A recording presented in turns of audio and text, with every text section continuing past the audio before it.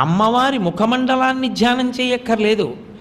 అమ్మవారి ముక్కుకి పెట్టుకున్నటువంటి నాసాభరణానికి ఉన్నటువంటి ముత్యం ఊపిరి పీల్చినప్పుడు లోపలికెళ్ళి ఇలా కొంచెం పైకొచ్చి కొంచెం లోపలికి ఎడుతూ ఉంటుంది. అసౌ నాసావంశస్తు హినగిరి వంశధ్వజపటి అంటారు.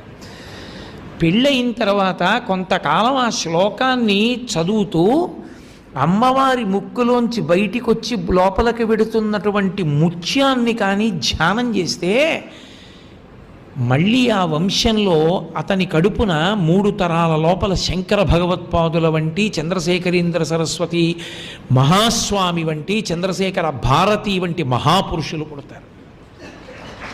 అంటే అమ్మవారి ముక్కుకి పెట్టుకున్నటువంటి ముత్యం లోపలికెళ్ళి పైకి రావడం ధ్యానం చేస్తేనే అంత గొప్పదైతే అమ్మవారి ముఖమండల ధ్యానం మాటలు కాదది.